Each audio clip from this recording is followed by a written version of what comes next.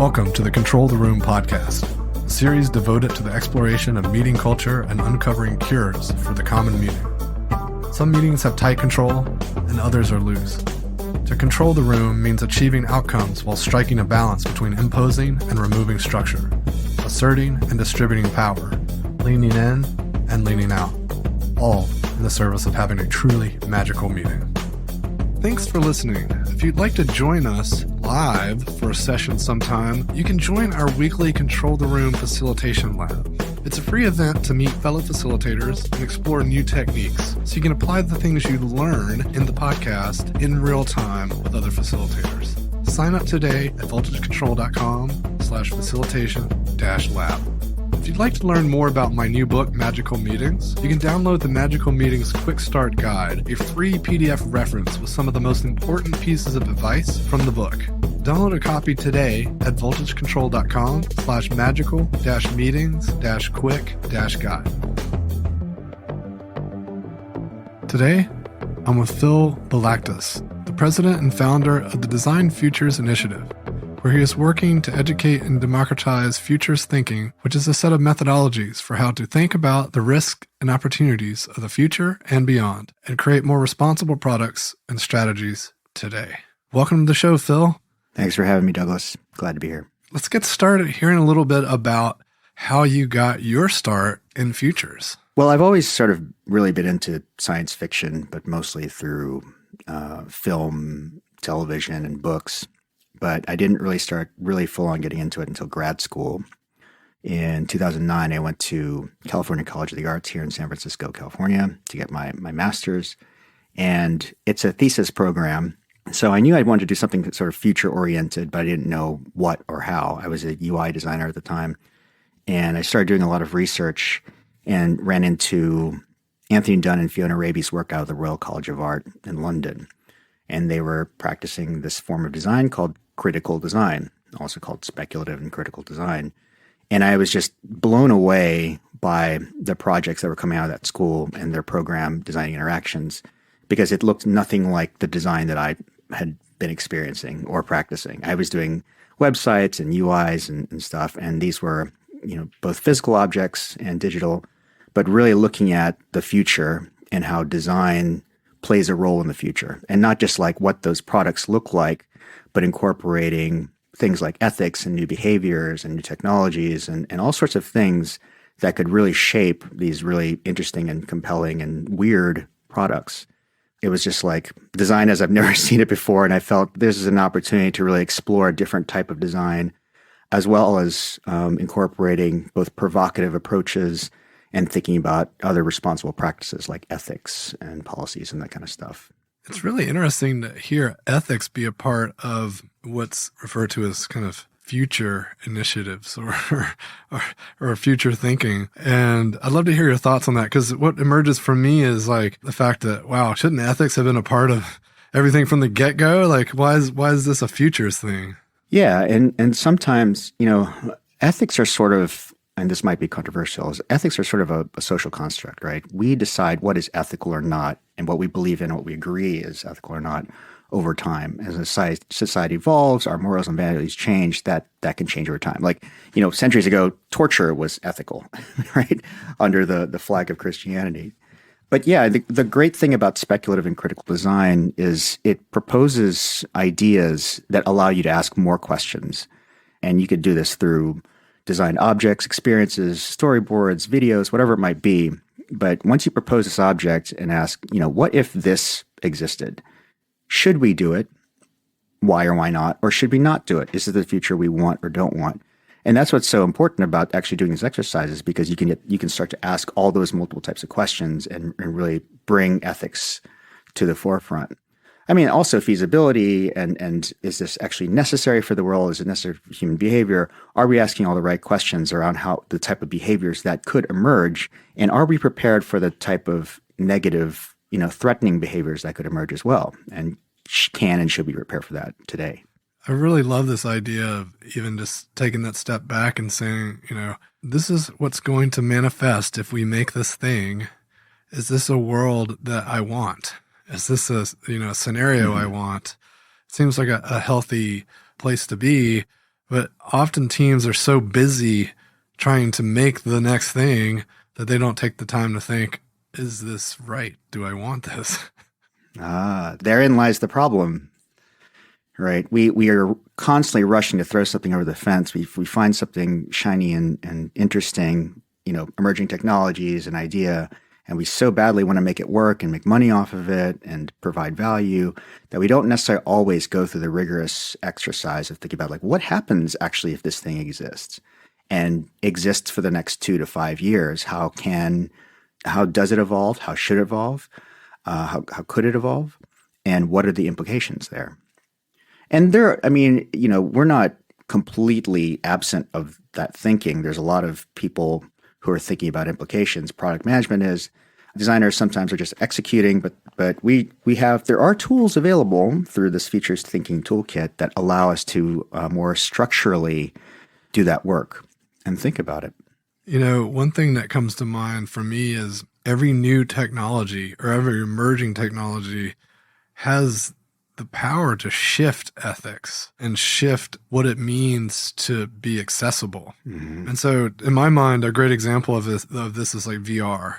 What if as more and more people get headsets, we make a discovery that, oh, wow, there's 10% of people have this weird neurodiversity where they struggle with these devices. And we never knew that until we really took it to market, something we haven't even discovered yet. And now we have this ethical dilemma of how do we handle this accessibility as this new norm starts to emerge. That's right. And by using these frameworks, methodologies, and just taking the time and building that into our policy of working as designers, that, hey, we've got this thing that could be potentially powerful. Let's actually assign some real time to think about the ethical implications, the implications on the disabled, the type of behavioral patterns that could emerge, and let's do that work. Not all of it is necessary to address right now because we don't always know, but there are some things that will emerge that will be like, okay, yeah, that's an actual real issue that could happen. And we've seen it in the field before. And what would we do? Yeah, some of it may be prescient, like we know it's right around the corner. Right. Yeah.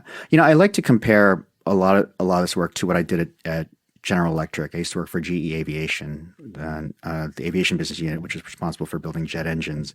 And when we build a jet engine, it takes about 10 years to roll off the assembly line from concept to deployment. But we put those engines into such rigorous testing because they are critical for the aircraft to stay afloat, right? Using physics, of course. But we put them through test cells and we throw every single thing we can think of at it, like chickens, frozen chickens, rocks, ice, snow, water, everything we can to see how it could break. And if it does break, what happens to it?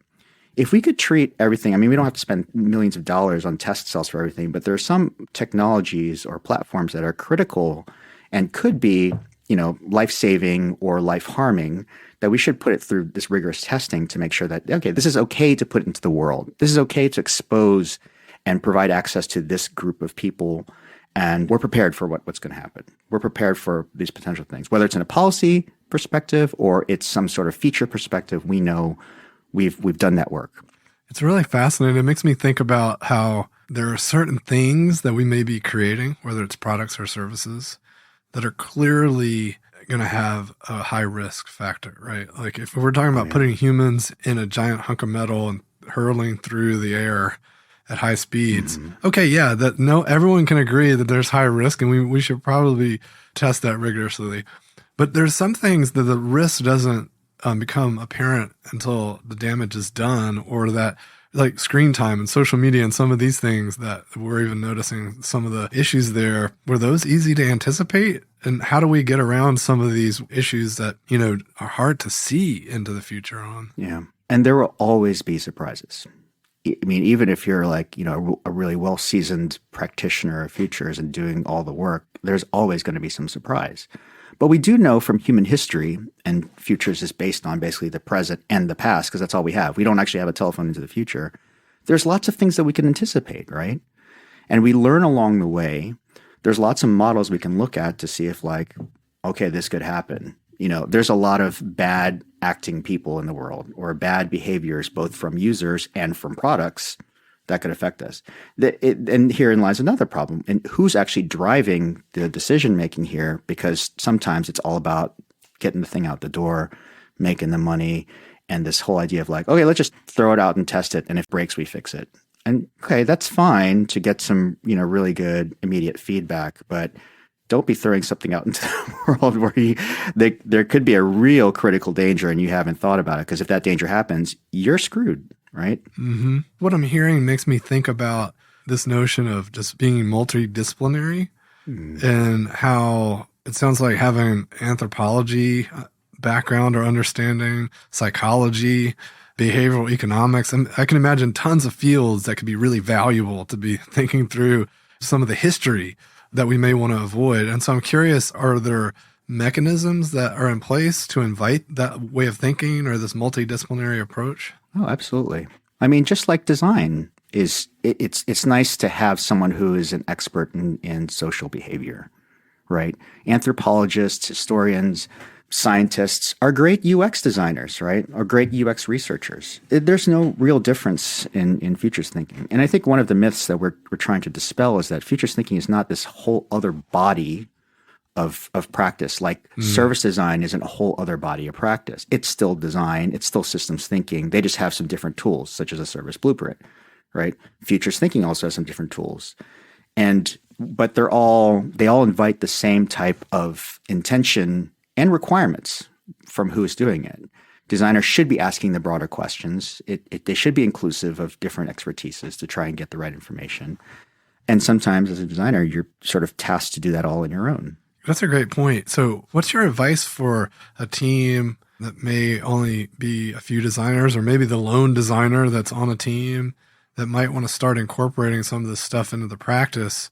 I mean, it's earlier you talked about slowing down and just making space for it, but are there any other ways that they might make this like maybe more approachable for the rest of the organization, or at least kind of sprinkle it in some meaningful ways? Yeah, I mean, I would first start by just kind of going and looking up a few talks and stuff, and not to promote my own stuff here, my organization's own stuff, but we have a conference called Primer, and a lot of our talks are online, but there's also a lot of other futures conferences that post their talks.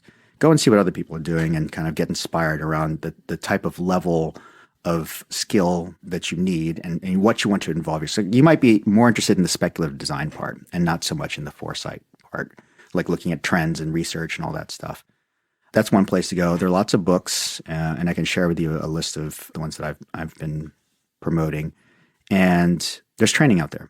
There's not a lot. It's starting to increase now as futures is getting more popular, but you can go and take a Foresight class from the University of Houston, from the Institute for the Future, from KEDGE, the Futures School, and you can actually get certified in this stuff. I don't know if that's useful for you in your resume, but that'll teach you sort of the analytical approach. I hate to use the word analytical because I kind of box it in, but that'll teach you foresight and how to get the information and use it to create the world you want to design in.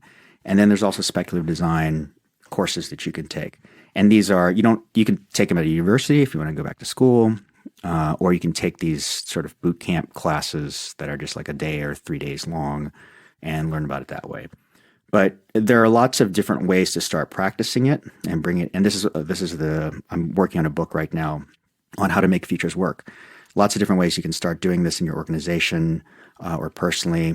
You can start to sort of evangelize it yourself, bringing an external speaker in to talk about it, sharing stuff on Slack, and getting other people interested in what it is. But again, the other myth to dispel is that futures only works in the far future, and that's why sometimes people don't really invest in it. And that's the uphill battle we're fighting. You can take these tools, once you figure out what the methodologies are, you can take them and put them into your practice, such as like the futures wheel, which is an implication mapping diagram. You can take that into any project today. You can actually use it to map out your trip to the grocery store if you want to. And it doesn't have to be this other futures practice. It's just a tool. And you can use it right away. And if people are interested, you can be like, look, this is part of a much greater tool set for thinking about the future. And we can help you with this stuff. And it's a strategic approach. That's really cool. Yeah. It's just taking a simple tool, maybe not even making a big to-do about what it's called or what it is or what framework it's in, and just bringing it in when it's needed And if people start asking questions, then, that opens the door for a bigger conversation. Yeah, and typically, you have to be cautious and know your culture, know your culture's vocabulary.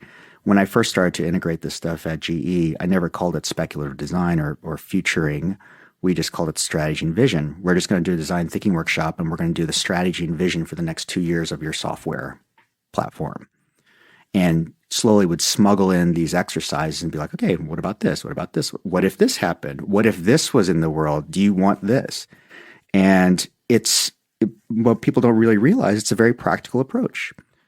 We go and develop software that and plan out for the next year or two, and you can use the same tools to do the same thing.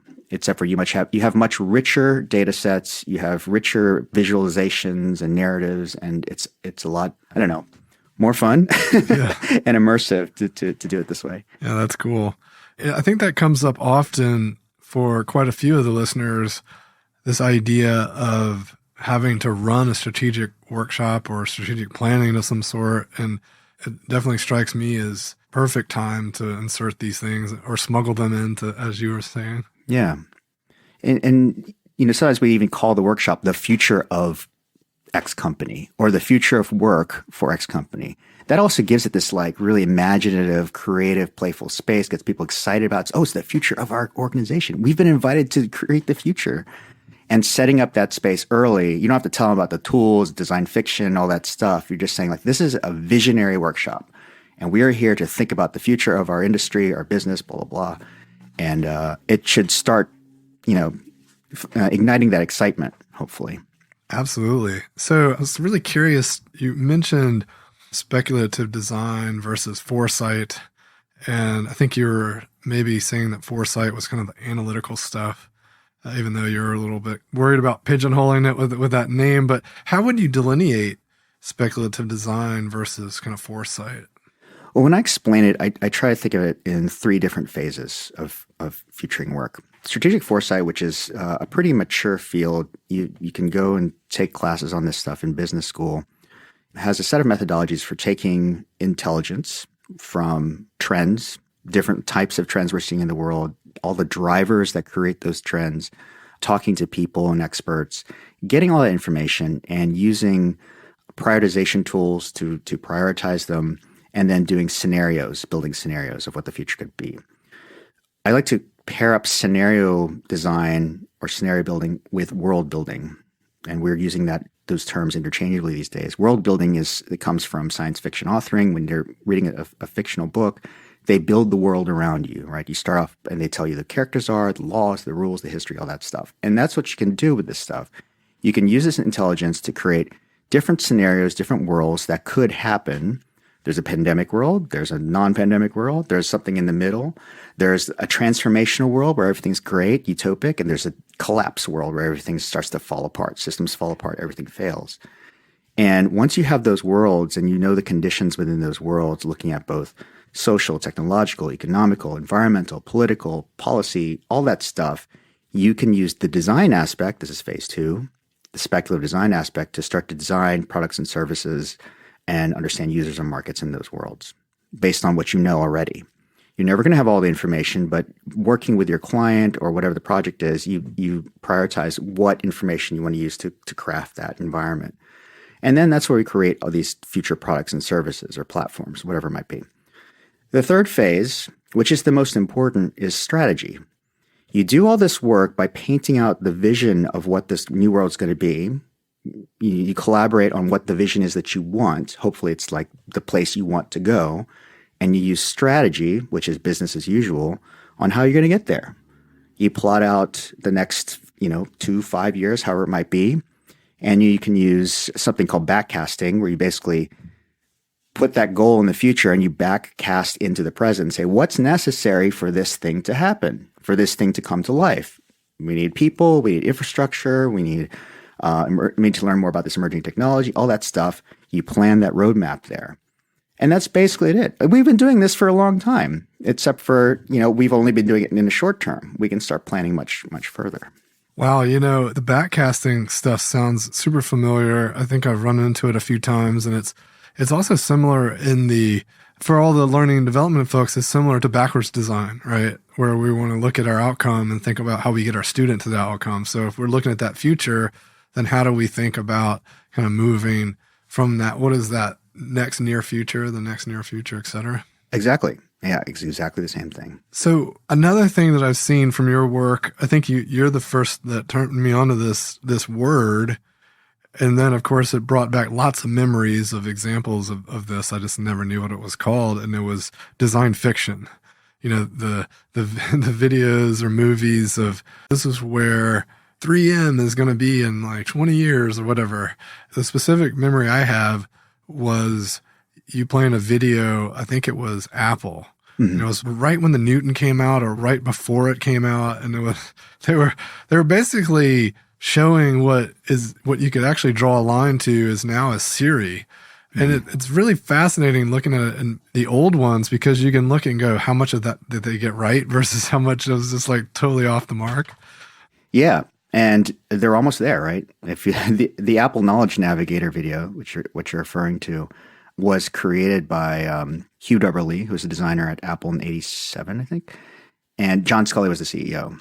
And what they wanted to do was basically create a video for a marketing conference. They're showcasing emerging technology. And so they crafted this story, built this prototype, and had this like 7-minute video of a professor collaborating with someone across the world on stuff. And the only thing that hasn't come true out of that video is not for Apple at least, is the folding touchscreen tablet. Samsung kind of beat them to that. Not. I mean, we don't know if like the folding part is so necessary, but they did make all that happen. I don't think that the designers over the last 40 years or so have been looking at the Navigator and saying that this is the thing we want to build. But we do know that it sparked a lot of interest and it channeled a lot of intelligence into the organization, and it became sort of a goal of some sort, maybe not a constant one, but inspiration for future designers there. And the fiction part, so I'm not going to get into the nuances of the difference between the terminology, but a design fiction is any sort of fictional thing that you create. And most design fiction projects usually are prototypes, functional prototypes. You put it in someone's hands and make them believe it's real, and this thing, and they're in the future, and this thing exists, and they use it as a prototyping research tool. And if you released the Apple video into the world and said, this is real, when it wasn't, and got feedback from it, that also would have been operating as a design fiction vehicle as well. I see. So the fact that it's the sleight of hand of like, hey, this is a real new thing that we've created is what makes it design fiction. Yeah. So it's in a lot of ways, it's what we used to call vaporware. Yeah, that's true. And a very powerful tool. Yeah. If you don't know if it's real or not, you can really get some good feedback around, is this the thing we want or don't want? What's wrong with it? What's good about it? And give you some intelligence on like, okay, this is the thing we want to build or not build. Exactly. Wow, really cool. So I want to come back. You mentioned your conference in passing, Primer. Yeah. When is that coming up again? Well, since pandemic, we've gone fully online.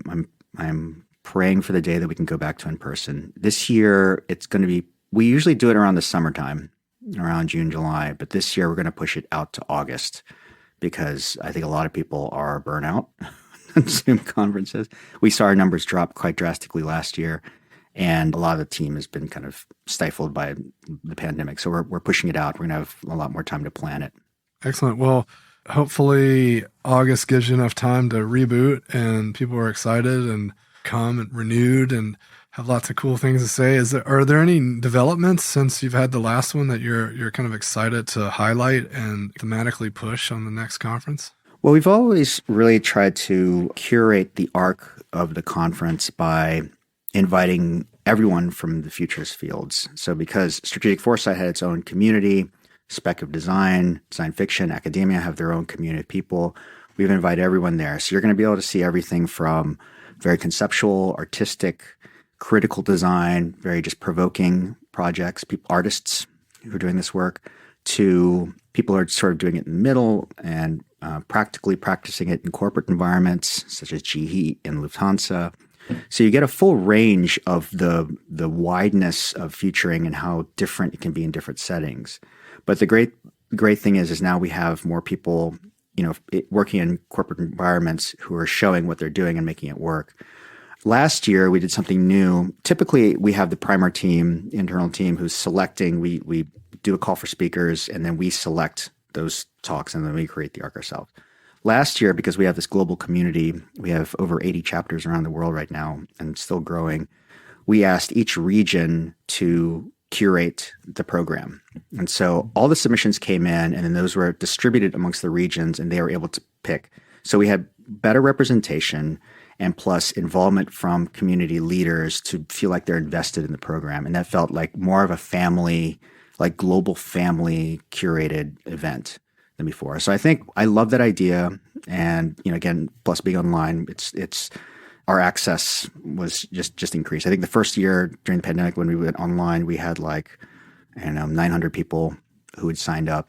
Not all of those people came and were engaged, but we had the most amount of people who were interested than ever before. So I think staying online is going to be great.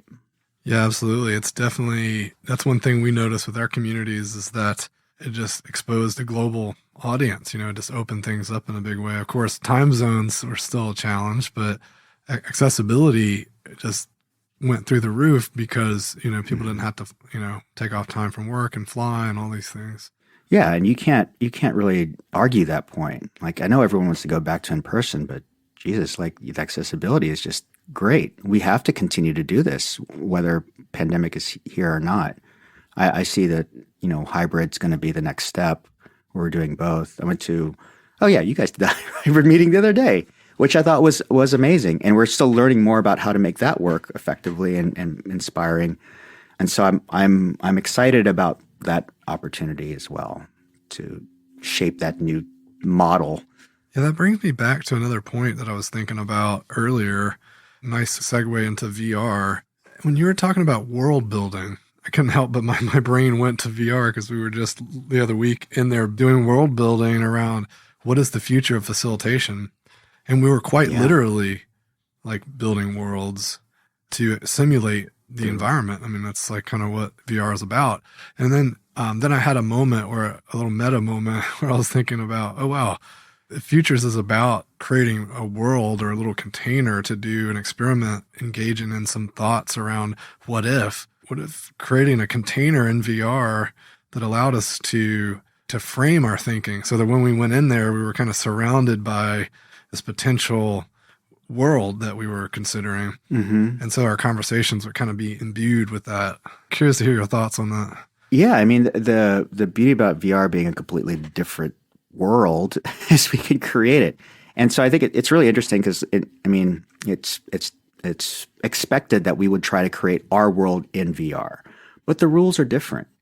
And I'm looking forward to when new worlds are created that don't mimic the real world. How do we have a workshop that doesn't look like a workshop in virtual space, where we use this virtual space and take advantage of all of the features and capabilities of being there, and breaking the rules of physics and how we actually engage and document things and the type of exercise we do. I'm looking forward to how that expands itself. But with the metaverse coming, I still believe, and I'm not sure if people agree and disagree, that metaverse still has about a decade to really be matured. Augmented reality might come first, and so that's another sort of in-between world where we can start to create new interim worlds. I think that's going to be a fun thing to start playing with as well. But I think, like you said, building new worlds means building a lot of different rules and laws and policies, and those are the things we have to kind of watch out for as we do that. Yeah, absolutely.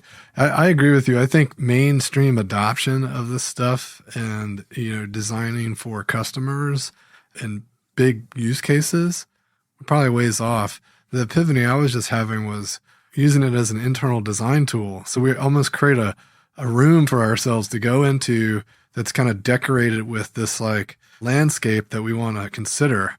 And so when we go in there, we're inundated or surrounded by these considerations. And so it helps prime our thinking maybe. Yeah. Back at GE, we had a holodeck where we basically had a room that was built that was circular. And we were doing VR, but that was in a different space. And we would take this customized GoPro, 360 GoPro, and plant it out in the middle of a train yard or an aviation facility or whatever, and then project that around it so that our designers could see what it's actually like to be in that world so that we can design better for those users in that context.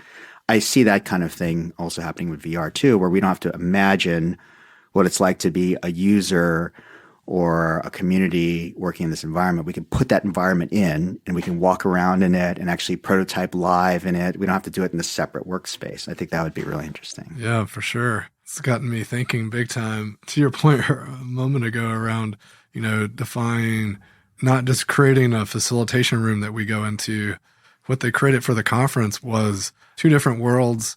But I think the thing that excited me the most was a lazy river of reflection. And it was modeled after Rose Thorn Bud. Oh. And so the river was in 3 different sections.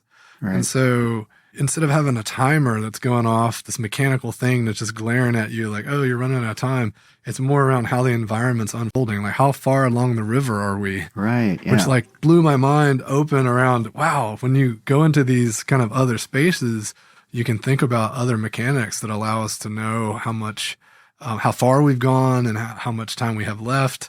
It's a really interesting thing to ponder. Yeah, I love that. I love that feature that you guys had. I loved your mural board, by the way, too. Yeah, and how we've transformed along the way. It's an actual journey. And I love that you guys are thinking about that. Like, that's what I mean by designing the arc of the conference. These conferences have a lot of opportunity to be more experiential and immersive. And, there's a lot of challenges with being online. I'm always looking for, like, what are people doing to take advantage of this thing that we're in, this situation? Who's really being creative and innovative in this space and really trying to just go all in and push the envelope and all that stuff? You guys did an amazing job. Well, I just heard a story the other day.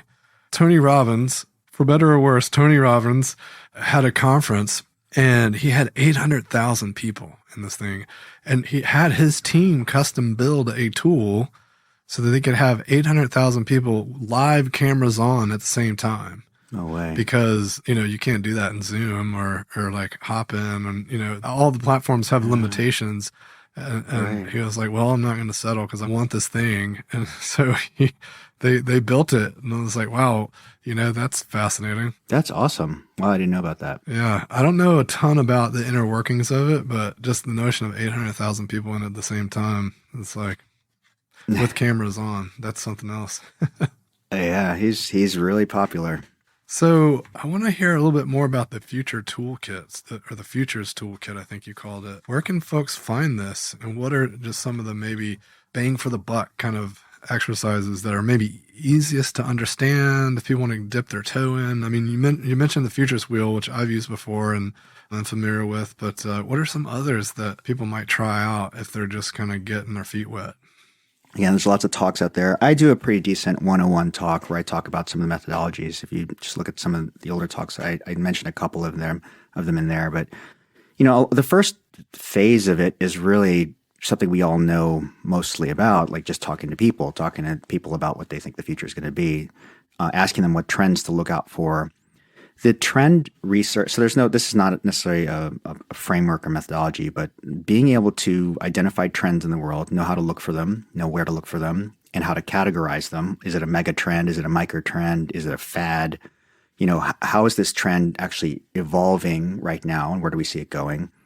And then there's sort of a 2x2 matrix called the probability impact matrix. You put probability on one side and you put impact on the other. Probability can be like the probability that this will be popular today, or you can split probability up into like 5, 10, 20 years.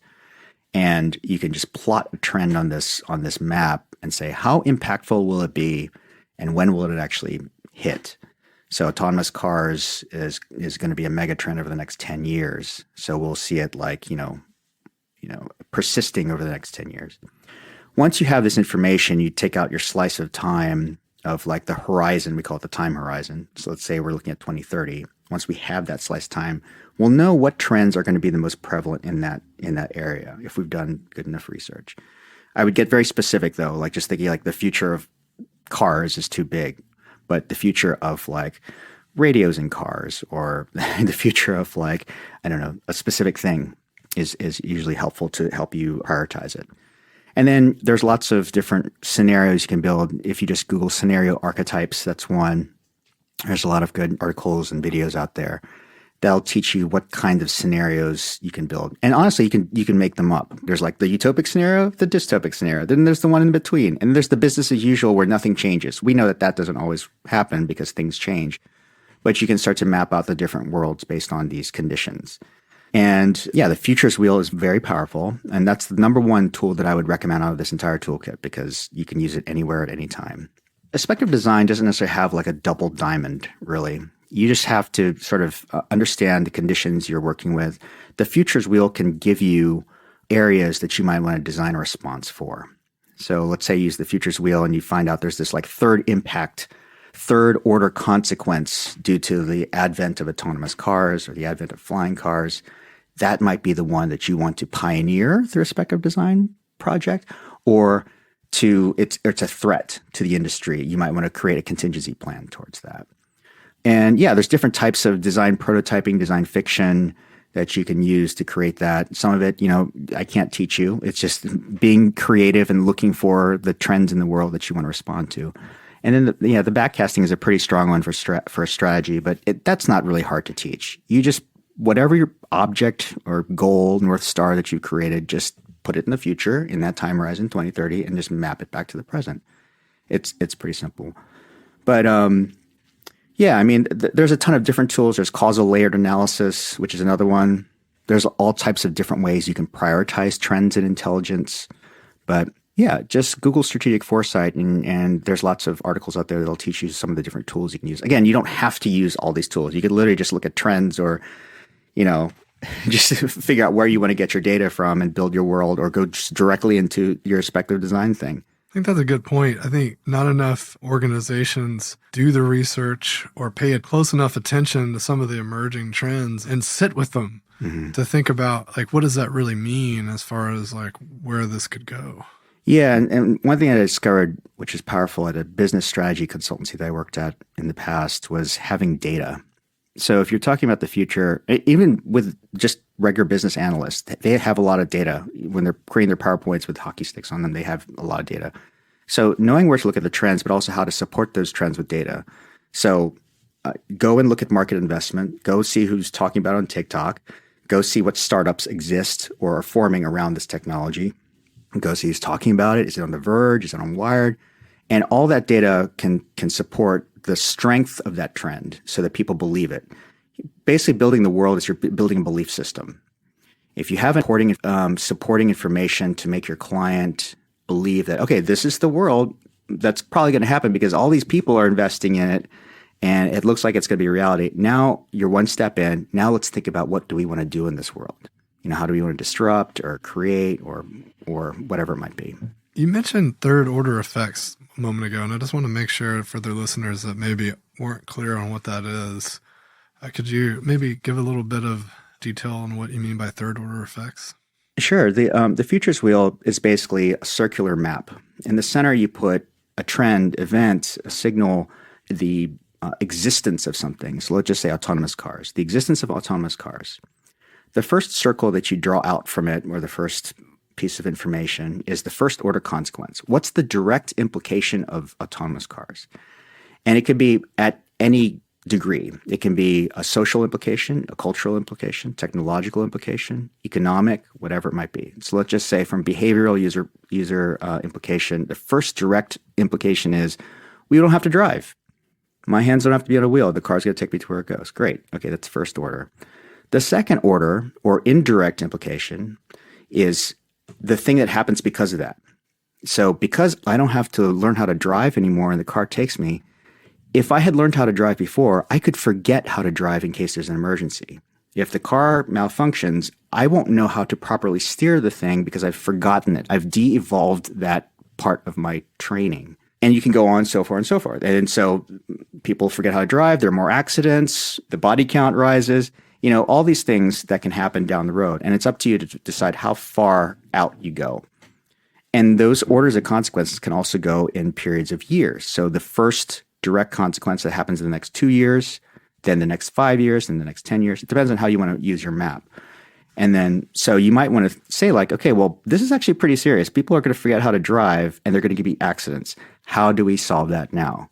Can we create a speculative project idea of how we might want to solve that now? Or do we just want to say, hey, we've thought about it and here's the plan. We either actually invest in that plan, or we just say, let's wait for it to happen. And if it does, we at least have done some of the work to actually, execute on that. My other question was something that I was thinking about a couple times as we were talking, and that's how beneficial, or I would imagine it would be beneficial to have different categories or lenses by which you look or prompt, especially in the case of the Futures Wheel. And I think when I first encountered it, we were using Pestle as like a mechanism to think about what are the categories or lenses. We'll look at these first, second, and third order, et cetera, effects. Do you have any favorite different lenses or perspectives you might peer into the future through to help kind of with your thinking and expose different opportunities or risks? Yeah, Pestle is just a different version of STEEP. STEEP is a pretty standard one. Social, technological, environmental, economic, and politics is what they use. I try to use, instead of politics, because sometimes politics can be so volatile and it's a little bit too big to handle, I use policy. What's the policy environment we're operating in? Do we need new policies for certain implications, or do we need to modify things? And then environment doesn't necessarily have to be the natural environment like sustainability and nature. Environment can literally be the context. So I worked with a cleaning solution company once, and the E in environment was, yes, we're talking about environmentally safe chemicals, but also the kitchen.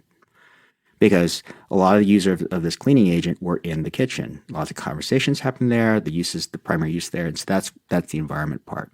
You can also add V to the end, which is values and morals. So even though social and cultural are also a category, values within a particular time are also important. They can change over time. So yeah, STEEP or STEEP V are the ones I typically use. And when we spoke earlier in the pre-show chat, you mentioned that policy is an area that you are really interested in right now, and you're kind of looking into the design of policy. And I found that pretty fascinating. So would love to hear a little more about how Design Futures, these tools, your work can be applied to policy, how you're going about that. Yeah, so I have a talk that I did for IXDA's Interaction last year, which is just a short 15-minute talk, just breaching the subject. But I've got a longer one that I've been doing, and I'm going to do it again at UX New Zealand here in February. So when we constantly think about the future, we think about future products and services, we're just thinking about the thing, right? And maybe we're thinking about the people and the interactions, behavior. And is this the thing we want? But rarely are we thinking about the policy environment, because every single thing that's in the world, every product, even just to exist in a particular society, in a nation, you are surrounded and governed by policy. And most of those policies are created by people who are not designers. They're government officials, they're product managers and leadership, they're strategists. And the design of those things aren't necessarily always thought about, nor is the idea of actually including all the voices and thinking about the implications of that policy on society, on users, customers, the public, whatever it might be. And by doing some of that work, and I'm not saying that work is not being done, some of it is being done, but our hypothesis is that designers can be part of this process. We can think about who are the necessary people that need to be at the table. What are the implications on these people? Policy, and is the policy being designed to recognize those implications? Because sometimes policies get through, it's basically decided on by a small body. If you're lucky, it's exposed to the public. And if the public actually understands what the policy is, due to the language that's used, and sometimes the language is very, very difficult and not really designed for general public. If they actually understand it and you actually can provide input to shape the policy, then you're lucky. But most of the time, it's not.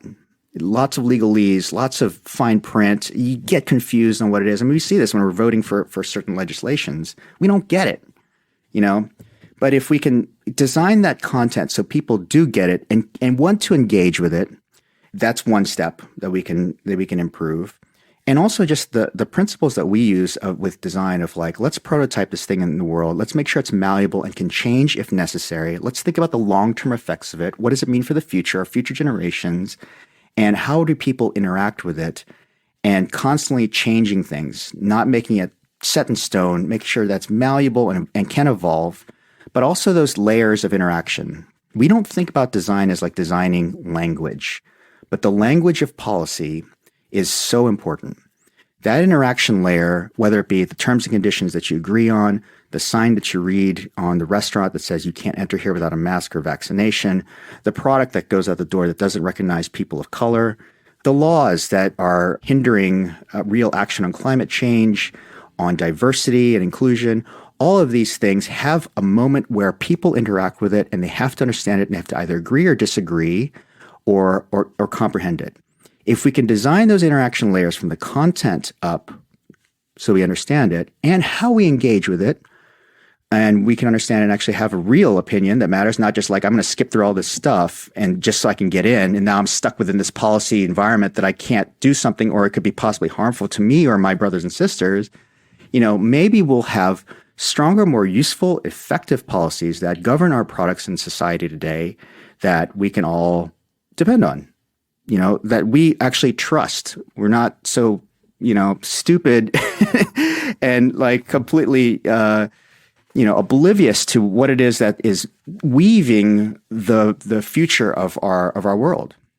And so that's what we're looking at. We're talking to lots of different people from public policy, government, to product managers and try to figure out, is there a framework and an initiative where we can start to apply our design principles and our sensibilities so that we can design policies better? Wow, so cool. Something that came up for me as I was listening was the book Flash Boys by Michael Lewis, where he was talking about high-speed trading. And one of the points he made in the book was that every SEC regulation, for the most part, was created to shut down an exploit. But each in turn created an opportunity for the next exploit. Right.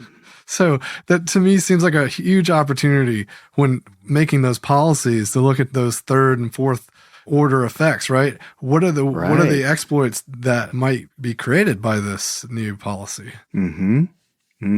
Right. Just like products. That's the whole thing, is a policy can be a product that we design. And we just need to have that, sort of neutral opinion so that they're not designed to create harm or to leverage one person's interests more than the other. And just be fair, inclusive, and, incorporate all the things that we really care about. So amazing.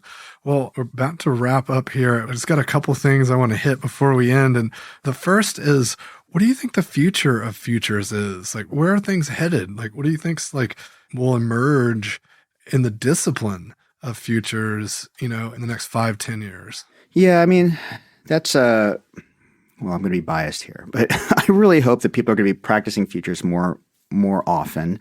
But I think, what we're seeing happening in the field is that the problem with futures being adopted so widely is because it's always, like I said earlier, considered as this different thing and it's too far in the future. We can't measure return on investment and it's, it's just not worth our time.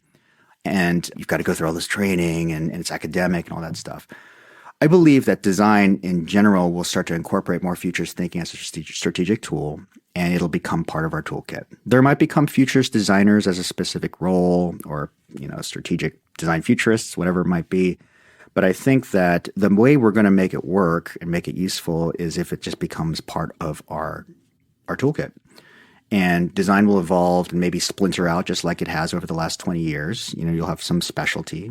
People are specialized and groups are specialized. But I think that it's going to just become more normalized, I think. And why it hasn't happened yet? Well, I don't, people are still using it. But again, it's siloed into this very specific, customized, special thing. And that's what we're trying to break apart. It doesn't have to be only for these experts. Everyone can use it. Everyone should be using it.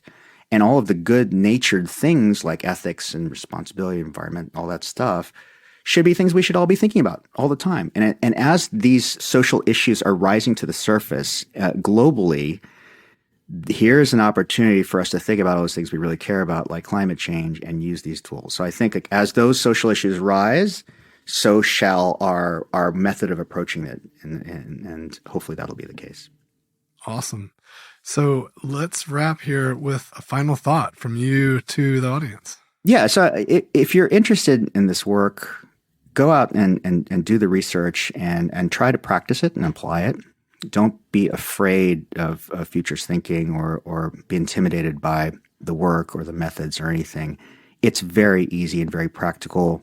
Again, just like any methodology, anything you bring into your practice or your organization, you should just be careful of the vocabulary and all that stuff. It's like introducing, again, like service design, or even still today, like, I worked with a lot of companies who had never heard of agile or design thinking. Mm-hmm. You use the same approach too for how you might want to sell it or incorporate into your practice. And contribute to the community. Do some projects, work on it, share your work with other people so that we learn from you on how to make it work or how it doesn't work. Be positive of it and embrace the future.